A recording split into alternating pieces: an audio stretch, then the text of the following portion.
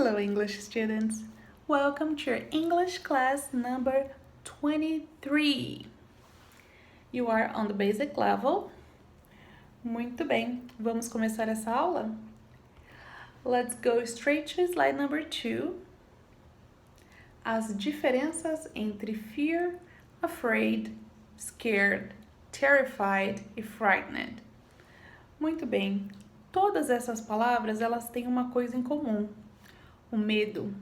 Todas elas indicam algum tipo de medo, receio, pavor. Algumas delas podem ser sinônimos de outras, mas aqui a gente vai ver frases com cada uma delas, né? E o significado de cada uma para vocês poderem verificar quando fica melhor usar, qual a melhor tradução para cada uma delas. Muito bem, vamos começar aqui então? A primeira palavra que nós temos é a fear. Fear pode ser um verbo, I fear, ok? Que significa temer, eu temo, I fear. Ou pode ser simplesmente o substantivo medo. Por exemplo, numa frase a gente pode dizer fear is an enemy.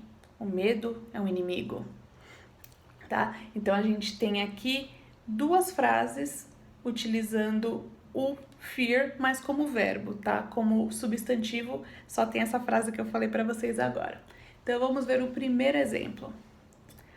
I fear the plan won't work.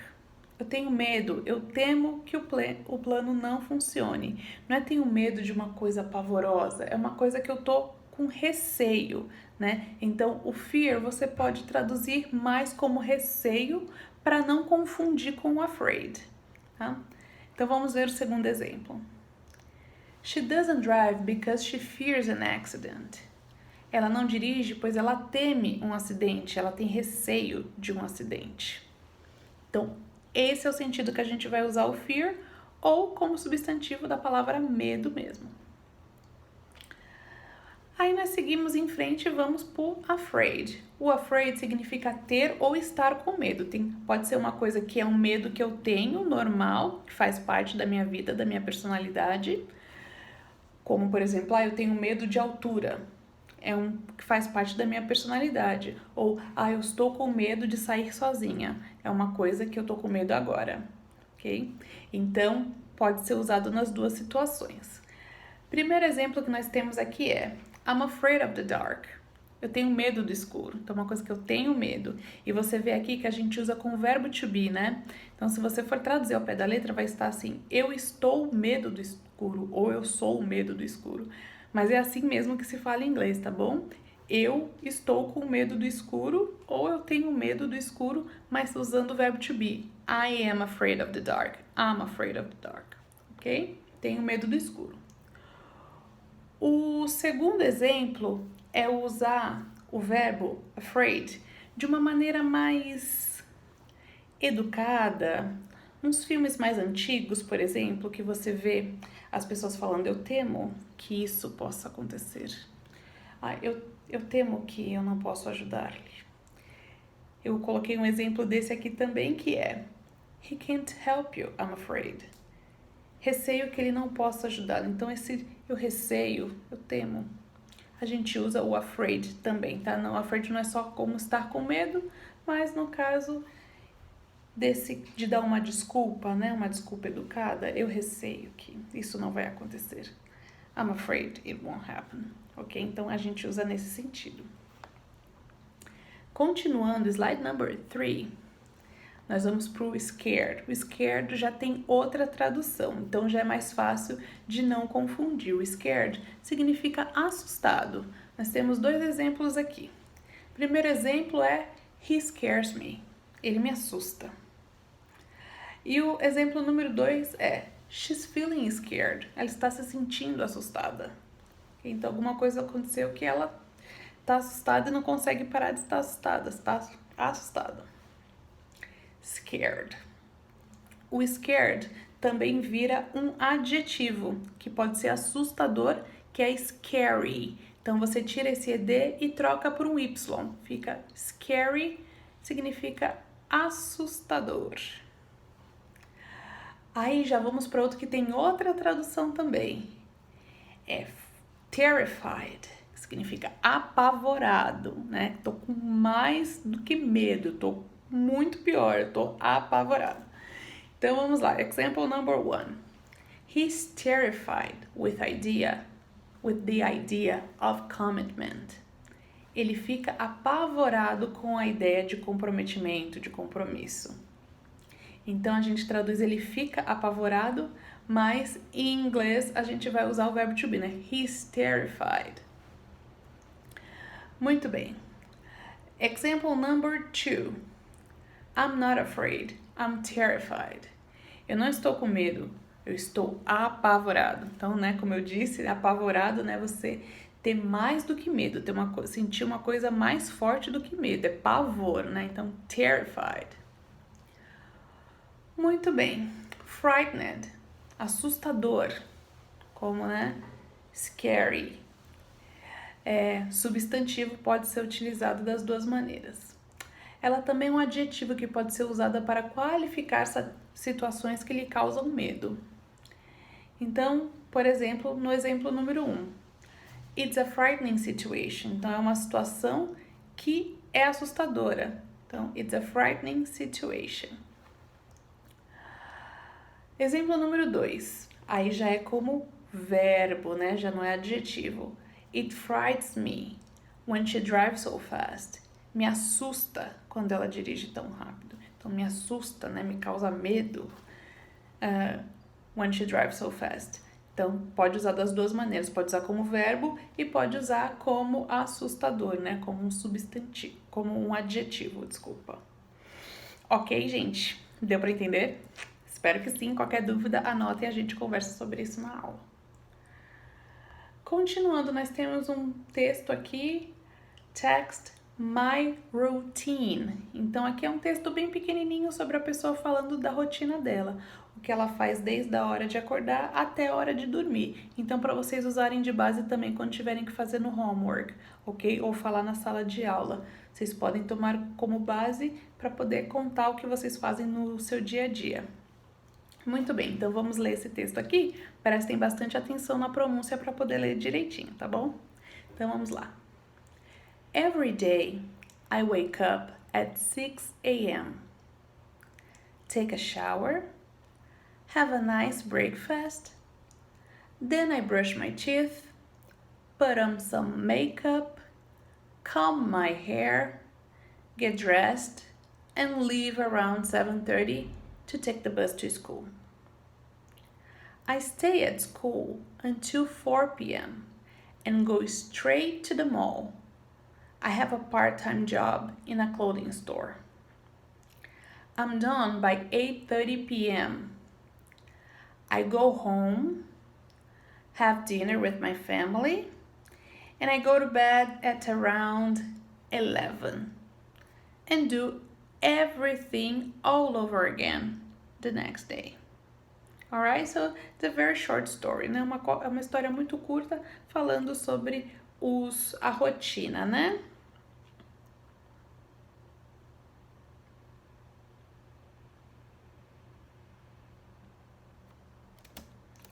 Muito bem.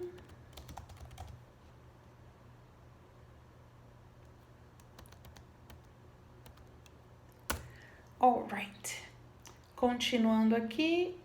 Let's go to slide number 5. Então, aqui nesse texto do slide número 4, né, slide number 4, você tem as palavrinhas em vermelho e a tradução tá embaixo, tá? O vocabulário tá ali embaixo com algumas palavras novas. A gente segue aqui pro slide number 5. Mais informações, mais palavras, mais frases para você acrescentar no que você vai falar da sua rotina. Então, tem outras coisas, a gente já tinha aprendido um pouco lá no começo do curso, né? Algumas rotinas diárias mais básicas, né? De tomar banho, escovar os dentes, pentear o cabelo. Essas coisas a gente já tinha visto, né? Então, aqui a gente vai ver mais informações para acrescentar no vocabulário de vocês. Então, vamos começar? A gente tem aqui to cook lunch or to cook dinner, né? Que significa fazer o almoço ou fazer o jantar. To do the groceries, fazer compras de supermercado. To change the lamp bulb, trocar a lâmpada. To clip the nails, cortar as unhas. To eat out, comer fora. To floss, passar fio dental. Fio dental, a palavra só fio dental é floss, ok? To fold the clothes, dobrar as roupas. To go for a swim, ir nadar. Desculpa, eu pulei aqui, ó. To go for a walk, sair para caminhar. To go for a swim, ir nadar. To pick up the kids at school, ir buscar as crianças na escola. To pump the car, abastecer o carro. To mow the lawn, cortar a grama. To tidy up ou to clean up the house, arrumar a casa. To read the newspaper, ler o jornal. To take the trash out, levar o lixo para fora.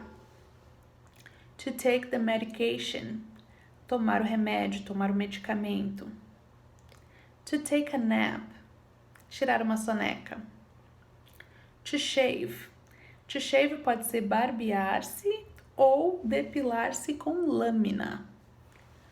To wax é encerar ou depilar-se com cera. Walk the dog, sair para caminhar com o cachorro. To walk home, ir andando para casa.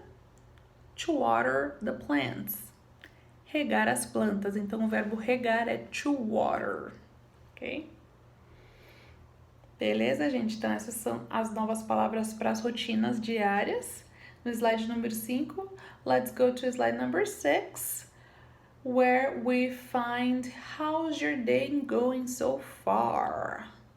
Muito bem, como está indo o seu dia até agora? Essa é uma pergunta muito comum. Se você vai numa loja, no mercado, a pessoa vai te atender. Normalmente eles vão fazer essa pergunta. How's your day going so far? Como está indo o seu dia até agora? Então, é bem comum. Importante vocês lembrarem o significado dela, tá? Então, aqui tem esse diálogo entre Greg e Sue. Eu vou lendo os dois personagens e não vou especificar quem é que tá falando o quê. Eu só vou ler direto e vocês vão acompanhando daí, perfeito? Vamos lá então. Good morning, Sue. How's your day going so far? Good morning, Greg. It's good so far. Really busy though. What are you doing today? Many things. First, I'll do grocery shopping for the week. Then I have a doctor's appointment downtown. I'll take that chance and eat out to go eat out. Desculpa. I'll take that chance to eat out and go pick up the kids at school. I'll drop them off at my mom's and go to a meeting with a client at 4. After the meeting, I'll come home to cook dinner and hang out with my family. Stay on the couch and watch some TV. That's a pretty busy day indeed. What about you? What are your plans for the day? Just house stuff. Mow the lawn, change some light bulbs. I definitely need to shave. I also want to go for a walk or a swim later. I'll ask the kids to walk the dogs. It's good for them to take some responsibility to clean after their animals. That's true. Looking after a pet is good for kids. Well, have a great day, Sue. You too, Greg. Take care. Muito bem. Então nós temos aqui um diálogo, né? Ele é simples, não tem muita coisa complicada, mas tem bastante palavrinhas aqui em vermelho que vocês vão ver a tradução em azul.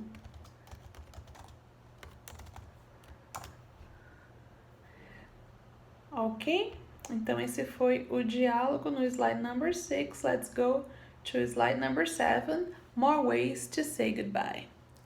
Muito bem, então a gente aprendeu algumas maneiras de dizer tchau, né? Basicamente o que a gente aprendeu lá no comecinho do curso era goodbye, bye bye e bye, né? Então era só isso. Agora nós temos algumas maneiras de você acrescentar a esse goodbye ou bye bye, ou simplesmente só usar uma dessas maneiras aqui para poder se despedir de jeito diferente, né? Não falar sempre só goodbye.